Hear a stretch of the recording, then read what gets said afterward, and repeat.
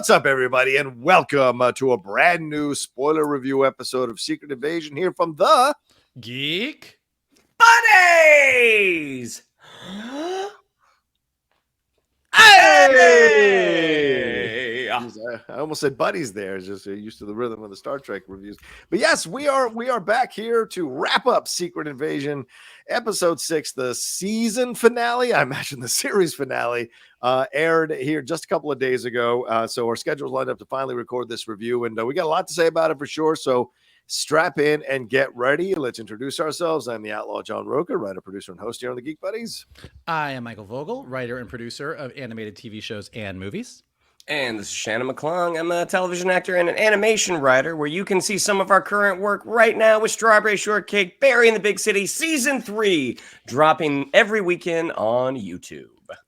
Barry Heimer. Is that a possibility? Is Barry Heimer a possibility? Yes. Yes. Yes. You mean when Strawberry Shortcake and Raspberry Tart get together and build the cherry bomb? Oh! It's fun. It's fun, isn't it? It's fun making jokes like that. Feel a little dirty, but it's fine. Hey-o. Anyway, we are in to talk about episode 6 here. It's called Home. This one, a lot happened wrapping up the storylines here. In this one, it is a spoiler review. If you haven't watched the episode, please go and watch it and come on back and hang out with us as we break this thing down. But, we like to talk about overall thoughts. Mike, overall thoughts, episode 6, Secret Invasion. Got some issues, guys. Got some issues. Look, based on kind of the reaction on Twitter, the reaction on Rotten Tomatoes, I think I am not alone in saying that Secret Invasion did not end with the bang that people were hoping that it was going to end with. And I think as we go through the review, there's a couple specific reasons why, a couple specific things that I think could have been done with this specific story to make it a little bit stronger. Yeah. I think, as we've said every week, I think that a lot of the individual scenes, the scene work is great. I think the actors are great. Like, there's some really, really nice moments here, and they cast this thing with some all-star talent, and it really shows. So you get into individual moments, it works great. I think one of the bigger complaints that people who are not fans of the MCU have is that the MCU spends more time building to their bigger things than they do on the specific stories sometimes. And I think with Secret Invasion, we're definitely guilty of that. I think the most interesting things in 6 episodes of Secret Invasion happen in the last 5 minutes of episode 6. And I think that while that does make me interested to see where things go in the MCU, it also makes me wish that some of those things had been what this series was about, because I think it would have really helped the series. So definitely, in our list of Disney Plus MCU shows, this one is not knocking anybody out of their top slots. Fair. Shannon McClung, your overall thoughts on this season finale? I mean, agreed.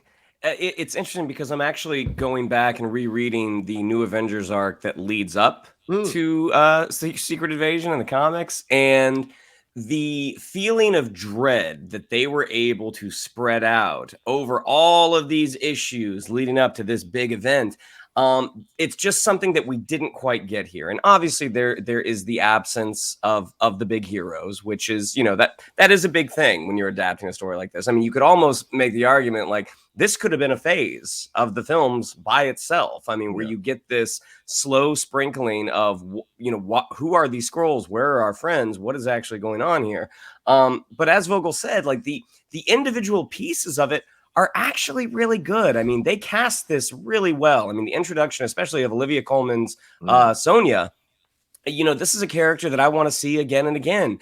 The same with Emilia Clarke's Gaia. And I'm guessing that we're definitely going to see Gaia again. And I'm keeping my fingers crossed that we see Olivia Colman again. And, again, you have these individual moments. Like Kingsley Ben-ADIR has a great speech in this that it's like, God, if the road leading to this had been a little more clear, I think this speech would have landed with a little more resonance, because the performance is fantastic. It's the things that got us there that are a little wobbly. And I think by the end of the show, the major Skrulls that we knew were Rhodey and Everett Ross. And it's like, in a series where they're trying to build this paranoia, I don't know if that was quite enough to knock it out of the park. You guys are so sweet. You guys are so fucking sweet. I love it. I love how sweet and nice you two are. This was a massive disappointment, just massive on so many levels. Look, I could excuse Falcon and Winter Soldier. That brought up some really interesting social political issues, systemic racism. They got the thing cut from 10 to 6 episodes. So clearly some things fall apart. This is a 6-episode series. All right. And they were taking on a massive storyline for Marvel. And I'm not one of these people that's precious about you got to do a panel for panel interpretation. You know, I love the way they redid Civil War in the MCU, enjoyed the way they did the Infinity Gauntlet story in the MCU. But if you're going to open the door to Secret Invasion and you're going to give us this flaccid effort, it's an insult. It really is an insult. It's a frustrating thing. I think you both are right, though. Incredible stable of actors. The one-on-one scenes are some fantastically well-acted scenes, but there's some confounding illogical decisions. Like Shannon said, Gravik delivers this incredible speech that even if you don't have the build up to it, right, you can still allow an actor to sink his teeth in the speech, except you find out he delivered it to the person who isn't even the person he's supposed to be delivering it to. So the frustration lies in that we never actually saw Gravik and Fury share the screen together as the actual characters that they are. So the entire 6-episode series, we only get a flashback when we see them together, as in him and Gravik as a younger Skrull. So it's just incredibly frustrating, the illogical, confounding decisions that they made throughout. And this episode was just further example of that. I don't think I've ever fallen so far off a show when I've started watching it like I have with this show. And I see that, like you mentioned the Rotten Tomato score, Mike, I think it's 13% for this show, which is this episode rather, which is a massive punch to take. And I mean, if this is what they release week to week, how bad is Echo? And if Echo comes out and it's good, then how do I judge the tastemakers over there at Marvel now in how they're releasing these things and interpreting these things? So, John, yeah. If Echo came out and they dropped it all in one weekend and it was good, I'm just taking that as a win. I'm just taking it as a win at this point. You know like I'm not blaming anybody. I'm not getting mad at anybody. If it comes out and it's just a weekend of like, holy shit, this show is great. Yeah. Given where we've been recently, I'm calling it a win. Okay, that's fair. You know what? You're fair. You turn me around on that. All right, let's move on to storylines here. We're going to break it down into 3 storylines, and basically we're going to deal with the Gravik storyline first. In this episode, Gravik bets everything to get the harvest by essentially putting a target on New Skrullos here, where thousands of these innocent aliens, in essence, this feels like the Jonestown Massacre when they've drank the Kool-Aid. They're all just waiting to die, or that cult in California where they're all waiting for the aliens to come and take them away, and they ended up killing themselves there, lying there in the beds. It has that vibe to it. Gravik as a Skrull infiltrating the U.S. government. We know about Rava being Rhodes there, and Rava convinces the president, Dermot Mulroney, that the attempt on his life was planned by the Russians and the Skrulls alike, and he does this by talking down to a commander. This is where the illogic stuff comes in, because you're like, you know Rhodes. Rhodes is a stickler for the rules. What president would be like, geez, it's kind of weird that Rhodes is talking down to a commander. Should that give me red flags? It's just such an odd decision. The completely see-through in what he's doing. Anyway, the president orders a nuclear attack on New Skrullos, which is located on Russian soil, to stop the massacre of the Skrulls and start of World War III. Fury calls his closest allies to help him to beat Gravik. And then in New Skrullos, Gaia pretends to be Fury. So this is interesting. As Fury, Gaia infiltrates New Skrullos. He gives the harvest to Gravik in exchange for the Skrull leader calling off the nuclear attack. The deal is for Gravik to use all the power of the Avengers to find the Skrulls a new home away from Earth instead of wiping out humanity. Gravik takes the harvest, but doesn't agree to Fury's terms. Instead, he turns the Super Skrull machine on. And by the way, we see all the names of the things that are being combined there. So there's numerous sets of superpowers being installed into both of them here. So inadvertently, Gravik, without knowing it, because apparently he can't tell when a Skrull is playing another person, gives Gaia all the Avenger superpowers as well. The two have a battle, a CGI battle, channeling the abilities of all these heroes and villains. And in the end, Gaia kills Gravik, putting an end to his insurrection. All right. Michael doesn't like it when I put too much commentary in my recap, so that I try to leave as much commentary out of there. Michael, please take it away. Your opinions on this. Well, clearly, we had a lot of talk last week about who Fury called, and he called Gaia. Yeah. So not anything earth-shattering. So I think my prediction of it's not anything earth-shattering was correct. I do find it funny, and again, this is just one of those things.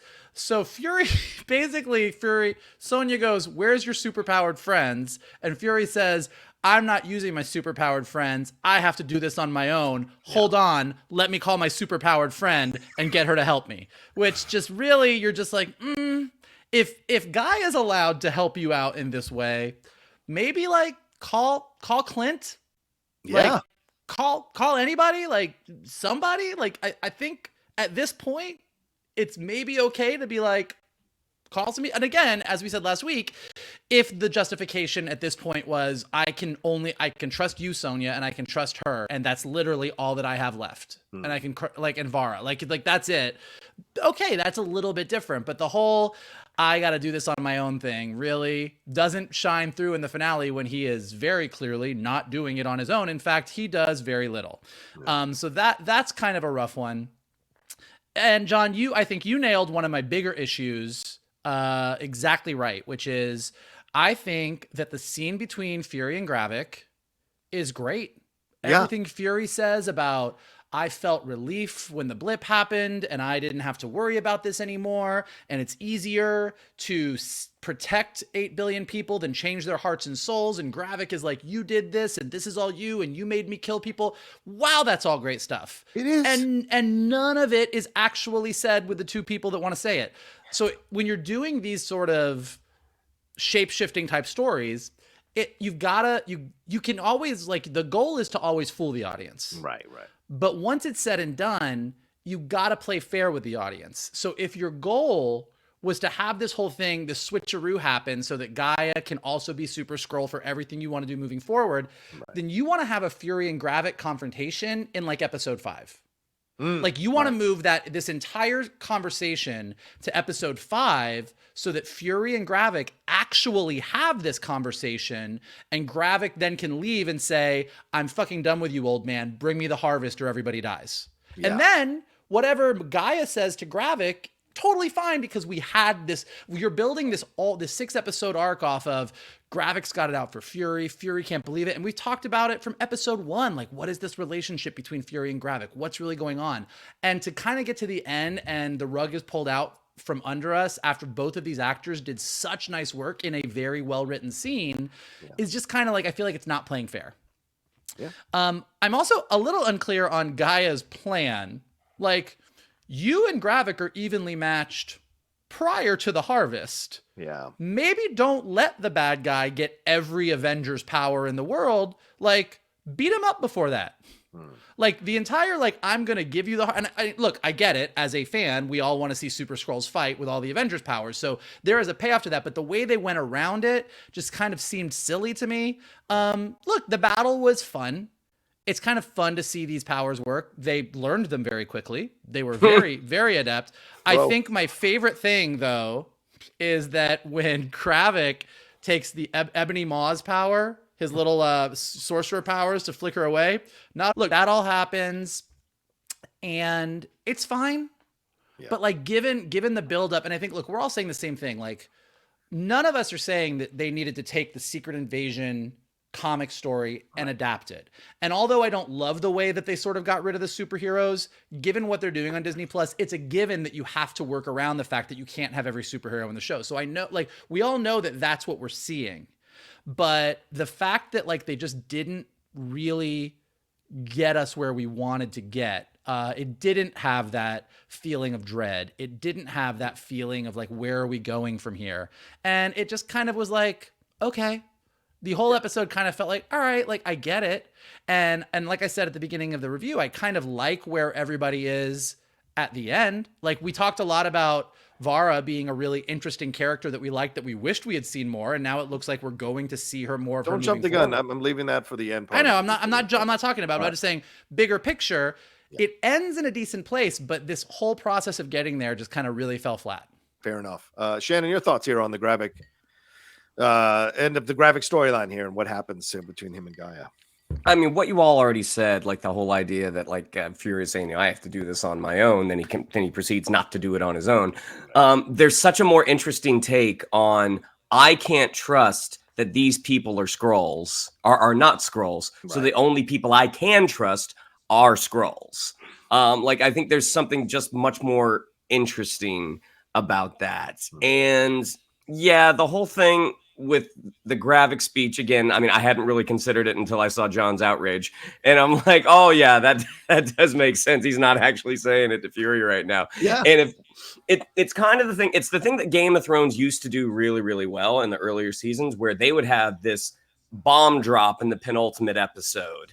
And that's kind of what this needed to be. I mean, the whole idea that Gravik wears the skin of the first person Fury assigned him to kill, that's actually that's a good plot point. Yes. Like that's really, really, that's resonant. And I think if we'd been able to sit with that a little longer, it would have had more of an effect. I do agree with Vogel about like bringing the powers all, over to Gravik. It seems like that seems like a gamble. Like, wouldn't you want to put yourself in the best position possible? And hey, how I'm going to beat you? I'm going to give you Captain Marvel's powers. Yeah, like, and there's a way that these things can be set up that we watch how Gravik first gets some of those powers. Like a door slides shut. There's this many seconds. Gaia knows about it because she's been there, and then right at the last second, she pushes him out, takes the powers. I don't know, and that way it's just. I mean, we knew Gravik was going to lose at this point. Like the more stress-inducing conflict is what the president is going to do with Rhodey and Fury amongst the two. I'm like, so just let Gaia beat the shit out of him. Let her have those powers and let her just mop the floor with them. Like, I think there's something fun about that. And also in terms of design, I thought Gravik in his Skrull form looked pretty cool whenever he would manifest someone's powers. Emilia Clarke in her human form, not as much. It looked a little weird, like when she had her Drax bulging baby arm. I was like, why wouldn't you make her the Skrull? Like, make her the Skrull right now. Like we can tell who is who, but like make her the Skrull. Like, I feel like that would I just think aesthetically that would have looked a little bit better. And yeah, by the I'll save what I was going to say for the end as for right now. Okay, yeah, I've got an aftermath as the third. Sorry, no, it's okay. So here's my deal. And look, I may piss some of you off for watching the show right now, but I got to be me in my reviews and my analysis. So I'll say this: there is so much wasted here that infuriates me when you're looking at Gravik's construction. Right, there are two possible avenues they could have gone with Gravik. Either you turn him into a cult leader and you make a commentary about cult leaders, which is a big thing that's been going on that we've all been aware of in terms of reading the documentary or watching the documentaries and reading the books. We all became obsessed with this stuff during the COVID situation. So it would have been topical, right? There's even a 6-episode series out now on Netflix narrated by Peter Dinklage about cult leaders. The fact that he was willing to sacrifice all these Skrulls, there is something that you could have explored deeply over these 6 episodes about the idea of cult leaders in our society, how they can exist in any species. That would have been really interesting. But you went another route, which is you turned him into a young black revolutionary. That's interesting. Okay, let's play with that. Shades of Malcolm X, shades of Black Panther. Fine, he's going against an older black man who's part of the older establishment. Let's have this. Great. Let's have this back and forth. All right, you didn't build up to it well. That's fine, but Fury is there, and he unleashes years of pain on Fury, or who he thinks is Fury, taking on the mask, taking on the face. But once again, this now, in my opinion, useless character, and that's Nick Fury, doesn't pay the price for all the mistakes he made as a selfish man. And I've written all these notes about him going like what Gaia says, there's Nick Fury like, oh, it's got to be too much. Bitch, you took on the war. You took it on. You don't get to cry and whine about how hard it is. You took it on, used it to give yourself status. And then when he became Gaia, I just threw my computer out the window because it was like, damn it, this could have been a really interesting conversation. And I do think Kingsley Ben-ADIR did have elements of that he was drawing on from previous performances. About 3 episodes ago, or 2 episodes ago, when he's talking about war with the council, he slams his hand down. He goes, war. If it's war, it's war. very similar to how Denzel Washington slammed his hand down in Malcolm X when he's frustrated about hearing about what Elijah Muhammad is doing. So you had shades of this idea of an older black character betraying the younger black character who had believed in the idealism of the older black character. There was shades of this here that really could have been explored, but no, they pissed it all away by not building up this situation between Gaia and Gravik. We don't know why Gaia and Gravik have this strong connection other than one look when they were kids back in episode 2. If Gaia had snuck down to watch Gravik in some basement delivering speeches about rallying the Skrulls to change their points of views about the anger against Fury, that would have been interesting. Seeing her converted to understand Gravik's side of things, which would make sense for her to leave her mother and father to follow Gravik, that would have been so much richer, so that when we get to the fight, there's a tragic aspect to it all, rather than, you killed my mom and dad, I have to kill you. It is so lame. And the way they got her to the Skrull powers, super fucking lame, because you both pointed out, as soon as she gets inside, she could have reverted back to being Gaia and let's get the fight on. We don't need to be fighting with all these powers and all this extra shit. You don't need to give him an advantage over you, possibly. And how many movies and TV shows have we watched where it takes a whole montage to figure out one set of superpowers? You're going to throw in 15 and they're going to figure out how to use it. And then you're going to kill this man, which I think is such a terrible decision, to kill Gravik. What's a better decision? Leave him alive because you understand he's a misguided man, because you broke your promises. You turned him into this. So you must keep him alive and hoping maybe one day as he grows, he'll understand what happened. And then Gravik could be Fury's ally down the road with more perspective on the whole situation. So there was so much richness here that they just fucking blew with the Gravik storyline. So anyway, that's mine. But let me ask you one thing. How do you feel about it, though? I know. I'm sorry. I had to let it out. And I just am so, and you know, I know I tell people all the time, it's just a TV show. And I get it. It is. But within the construct of our reviews, you know, I can be passionate about these things because I do care about the possibilities of these storylines and what they can show people as they're watching these shows. You know, so, you know, things affect us, what we watch. So anyway, just my 2 cents. Anything more to add on that, or should we move on?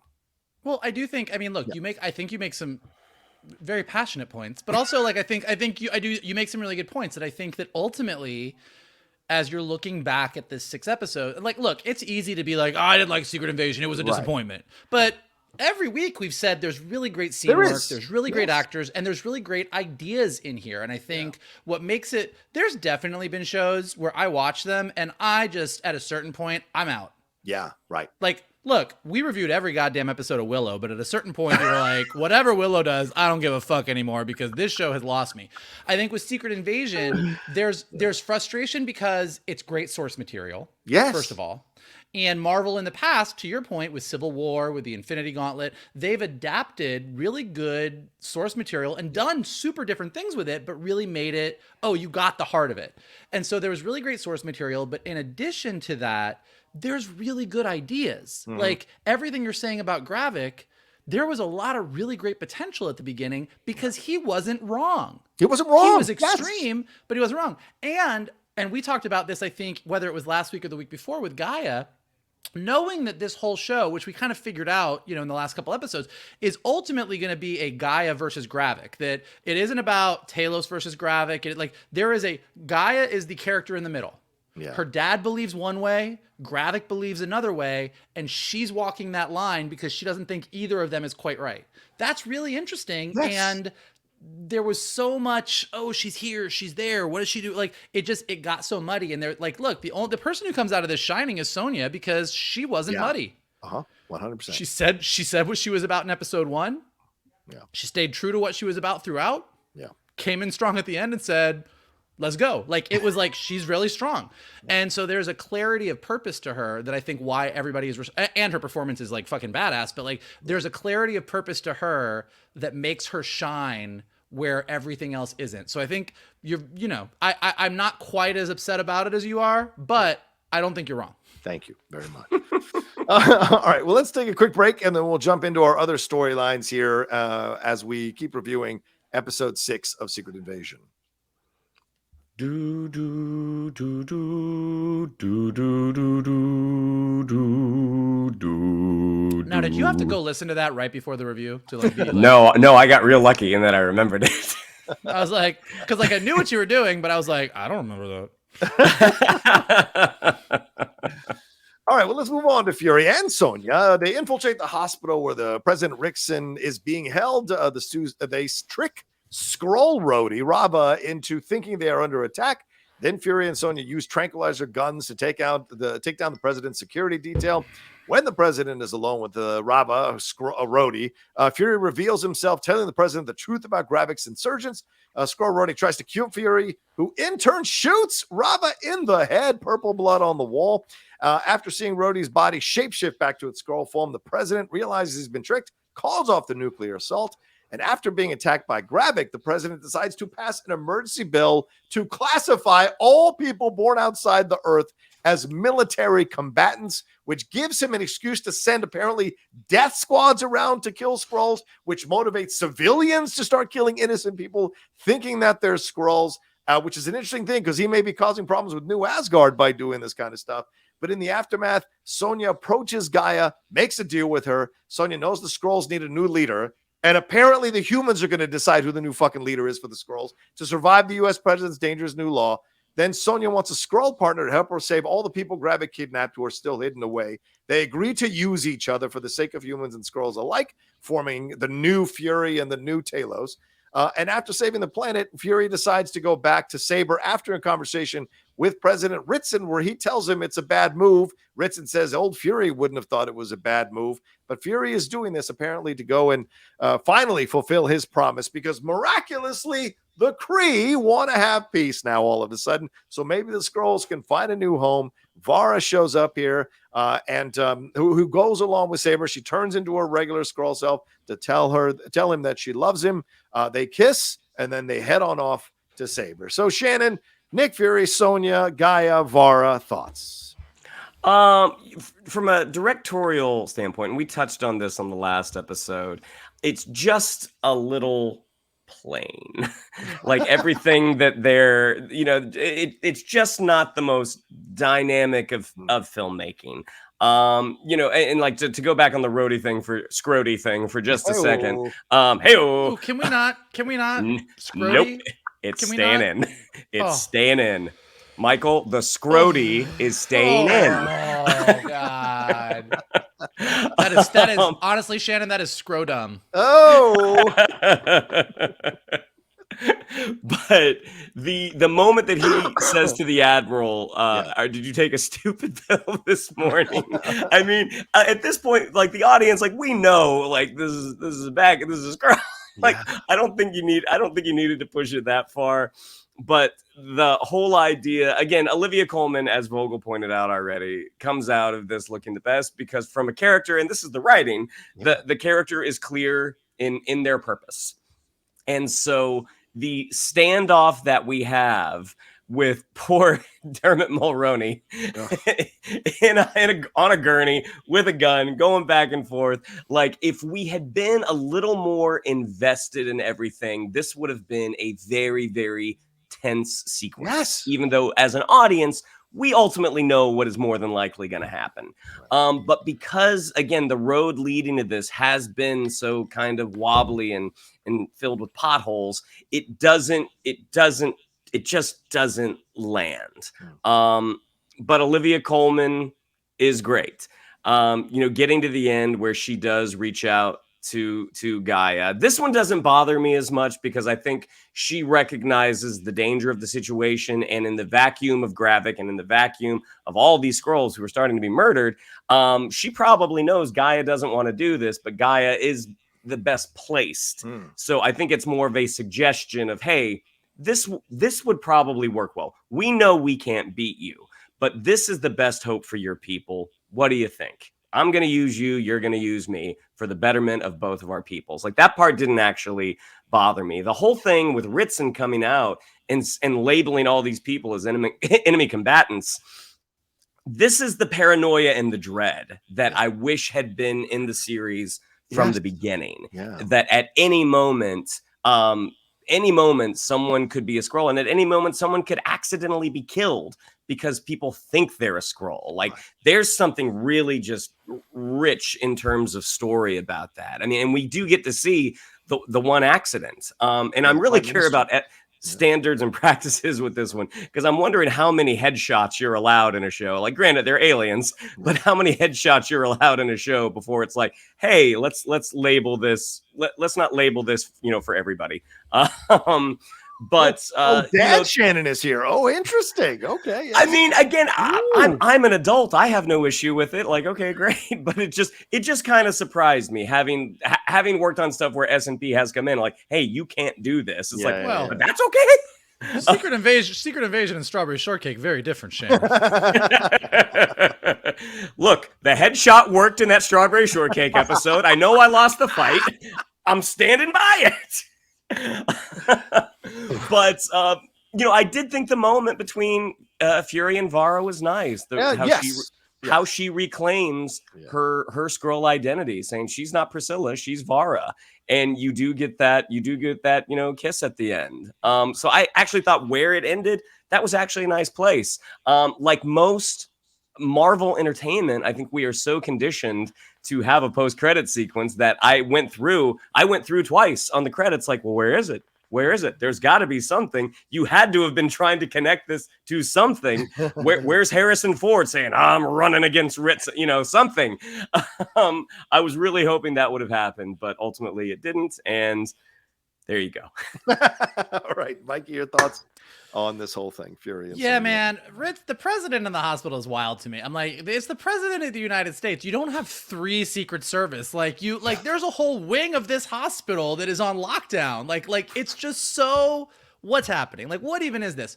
We talked about President Ritson last week a little bit, and it just did now, given where we end with President Ritson, again, as we were saying, Olivia Colman, Sonya, very clear who she is from the beginning.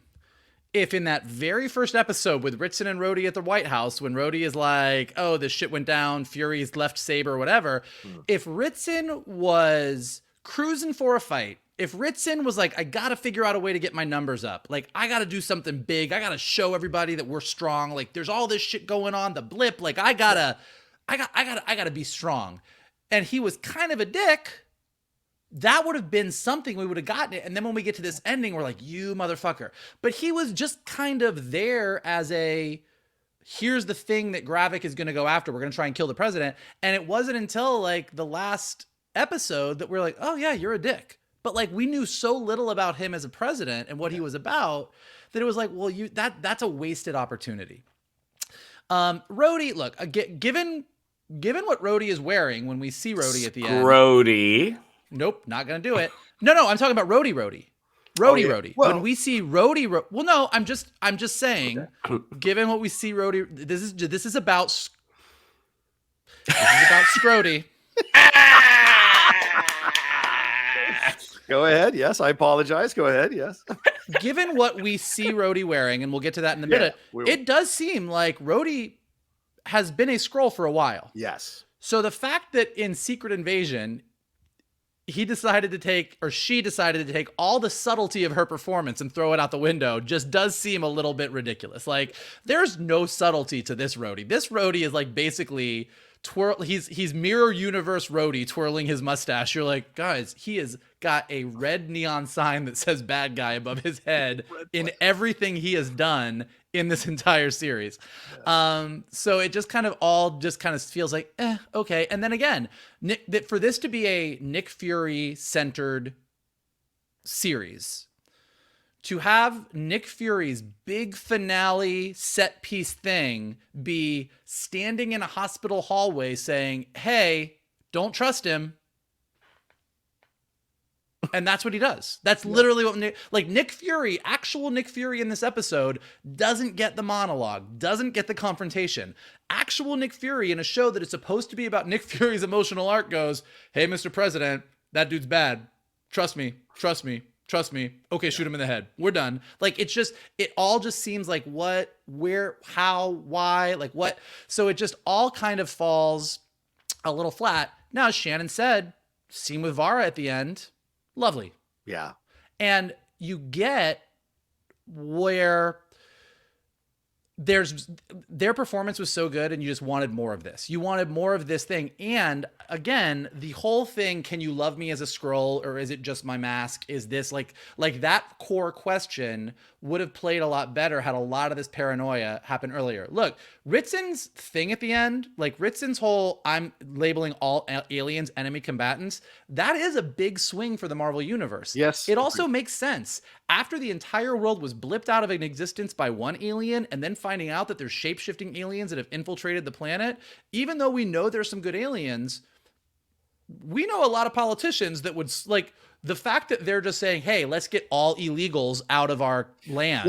Pretty clear. Yeah. Also, the fact that people go crazy and start running around like death squads because they think half the people in the world are lizard people, not that far off from reality if you read Twitter. So like everything that happens in here totally makes sense and is totally cool. I think had the paranoia, had people been popping up all over the place claiming that there was lizard people and what the fuck is going on, and then and that was part of what like everyone is freaking out, the Skrulls are freaking out because the humans are freaking out, and then Ritson made this call at the end, could have been really, really interesting.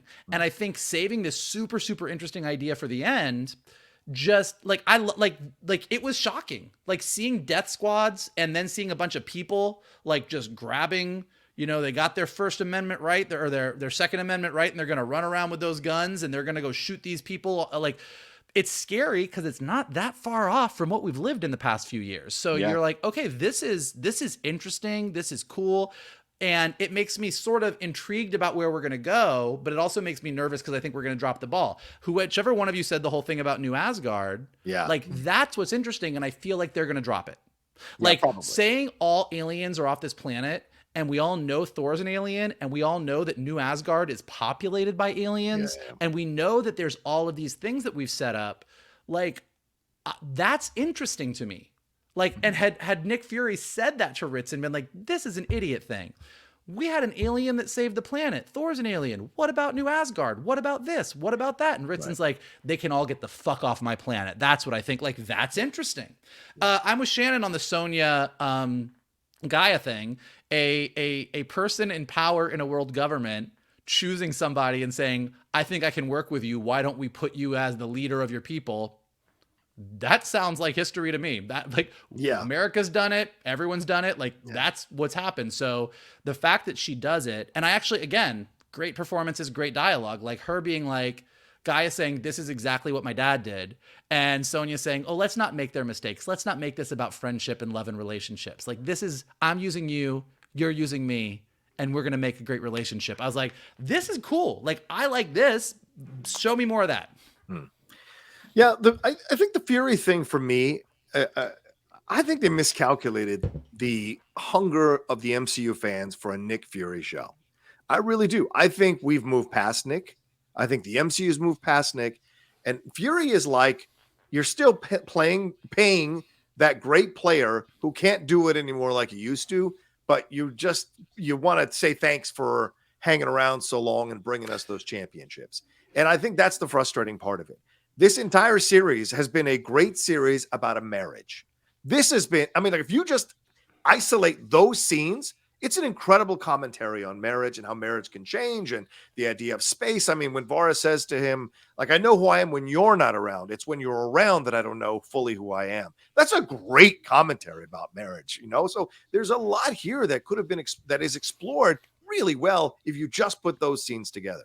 The problem is everything else that Fury is doing, as Michael pointed out and Shannon pointed out, it's just kind of ridiculous and useless and weird. And the Ritson thing, 100%, they were trying to do essentially, and I'm just going to say it, they were trying to essentially make a commentary about Trump and the MAGA movement and all this conspiracy stuff that's going on, but they pussyfooted around it because they were afraid that they were going to get destroyed online as another woke go broke kind of situation. So they fucking played it softly instead of really making a statement about it.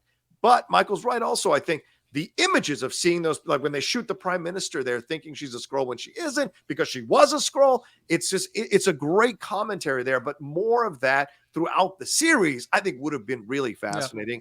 Yeah. And it is ridiculous to me that Ritson would make a speech like that when the head of British intelligence and Nick Fury would have never allowed him to deliver a speech like that, would have absolutely counseled him away from delivering a speech like that. Neither one of them could control what the president does. She is the head of intelligence on the British side of things, connected with the prime minister. There's a special relationship there. If you understand the political consequences of a president making a comment like that and essentially plunging the whole world into a global crisis, that's irresponsible. So I just think that would have been. It's absolutely. I think that's the point. It's absolutely irresponsible. Right. But like I've seen Love Actually 25 times, and I know that the president does whatever he wants and doesn't listen to the prime minister. Okay, fair. This is the thing. They just saved his life.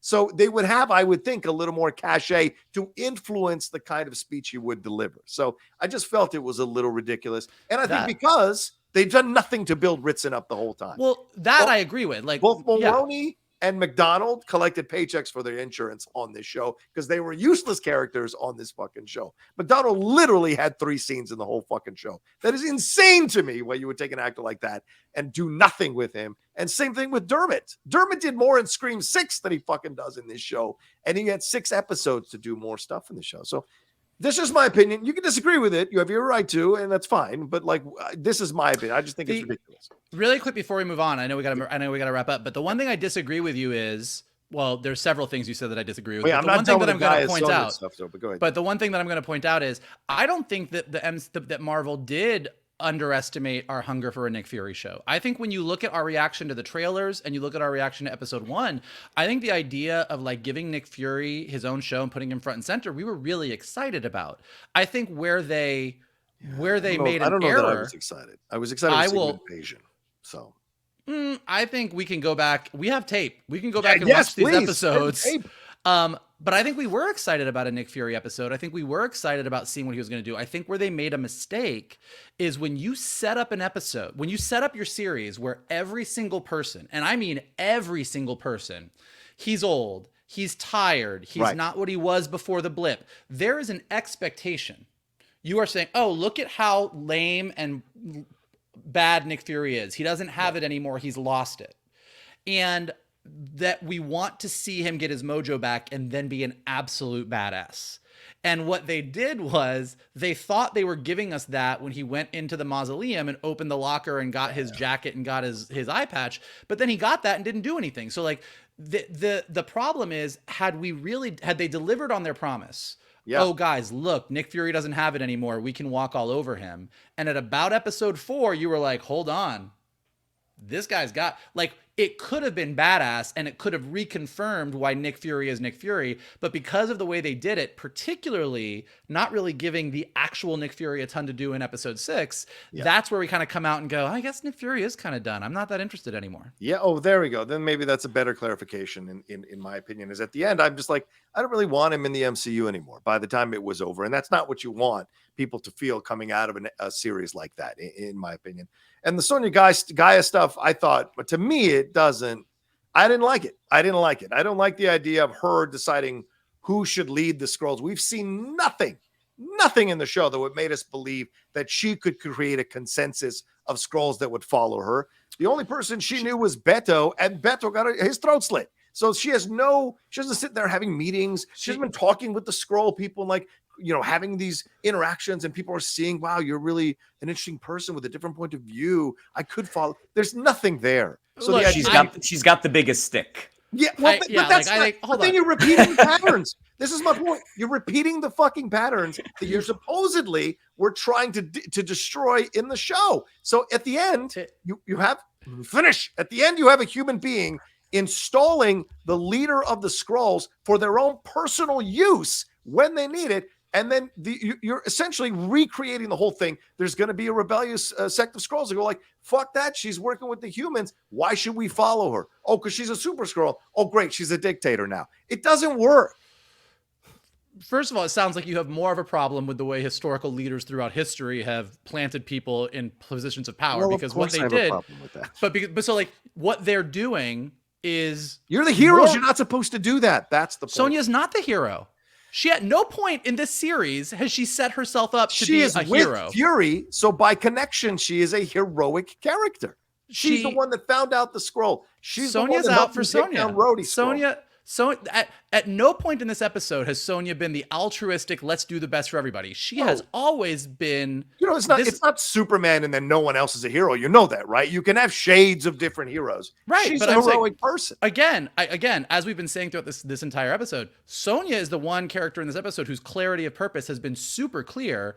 Right. And at no point has it been we should always do the right thing. She is doing what is best in her position. She's doing what is best as the new head of MI6, seemingly.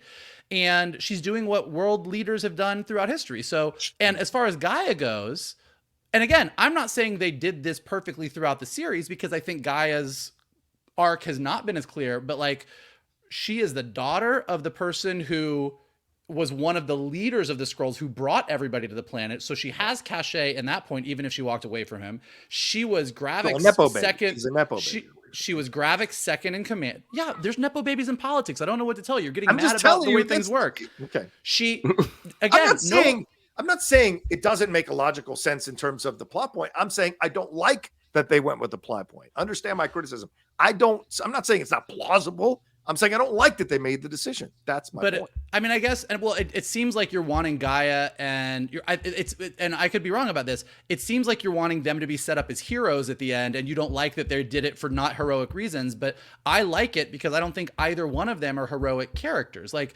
Gaia's going to be the leader of the Skrull and has her own agenda, which is very separate from everybody else's. Yes. And Sonya has her agenda. And I think as far as what their agendas are and the way that they could continue in the MCU, this relationship seems like a completely valid relationship to me. But see, okay, and we got to move on because I know we only have 8 minutes now. But like, in my opinion, I think Sonya is heroic. I think Gaia is heroic. Gaia takes out the person who was going to destroy the Skrulls because in her mind, she's doing what's best for her people. She believed in the cause when she came over of creating new Skrulls, of them finding a homeland. So she is a heroic person. Sonya is heroic because every action that she's taken has been the right action to do what's best for the world, which is finding out who the evil Skrulls are, getting the information. Yes, the tactics may be questionable, but her point of view is heroic. And that's my point of it all. Okay. Or doing the right thing, because it isn't just, milk and apple pie. Like there's a way to do the right thing. You may not like the tactics, but there's a way to do the right thing. I don't think that they are villains. I don't think that they are villains, but I don't think that they are heroes. To your point, that's right. So we can disagree and move on. I think because when neither one's going to convince the other one that we're right. So they can let us know in the comments who's right. Yeah, let us know. Oh, yeah. Okay, fine. Let's put a scoreboard up. All right, aftermath. Here we go. After Gaia defeats Gravik and Skrull, she saves the humans kept inside the pods. We see Everett Ross and Real Rhodey are among the prisoners. While all the prisoners are shaken up to wake up without knowing where they are, how much time has passed. Rhodey is the one who looks to be worse for wear in this whole situation. Everett Ross apparently knows Rhodes and says like, hey, oh my God, Colonel Rhodes, you okay? It seems like his deterioration might go, they didn't confirm this, but a lot of people are speculating that this might go all the way back to Captain America Civil War when Vision accidentally crushed Rhodey's spine. So this may set up some interesting stuff with Armor Wars. So it seems like Rhodey's missed the death of Tony, missed the whole Thanos situation and so much. And then when he was talking to Sam, that was not actually Rhodey talking to Sam in Falcon and Winter Soldier. So it even throws that conversation between two black men about the symbol of a shield with an American logo on it. It just throws that out the window now in a way, in my opinion. So Michael, I hesitate to go back to you, but go ahead. Yes, your thoughts on this situation. Well, yeah, look, given the fact that Rhodey, everyone seems to be having been... Yeah, I know. Everyone seems to have been abducted in like what they were wearing when they were abducted. And Rhodey's the only one that's wearing a hospital gown. So it's not like they put everyone in hospital gowns. And within what we know of the MCU, the last time Rhodey was in a hospital gown was in Civil War after Vision shot him out of the sky. So I think it's a safe bet. It may not be 100% accurate to say that that is when he was taken out and that it's been a Skrull ever since. As far as like the Falcon and Winter Soldier scene, like, look, at a certain point, you can't get mad at Marvel for trying to do what they did in the comics. Like when you read Secret Invasion, the heroes had been running around doing very heroic stuff, having big arcs in their own comic books for a while. And then Marvel was like, hey, by the way, they were Skrulls the whole time. So I understand that criticism, but at a certain point, you're like, they either went for it or they didn't, and you can be mad either way. Oh, you just did it after this because you didn't want to make a big swing, or if you did it, then this scene and this scene aren't what they were. It's kind of like, well, in the big scheme of things, I think what they're doing with Rhodey seems like the right call to fit in with what Secret Invasion was in the comics. It's just I wish they had done it with more people. I wish they had made it feel more earth-shattering than just Rhodey. And then look, as far as what was the rest of it? I just remembered the Rhodey part. What was the rest of the aftermath? I think that's pretty much it. Yeah. Like it's the Saber stuff that you were gonna touch back on again. Anything to say about the Saber stuff and going on the Kree wanting to do peace? Look, I just think it's all interesting, and we'll see how it ties into the Marvels.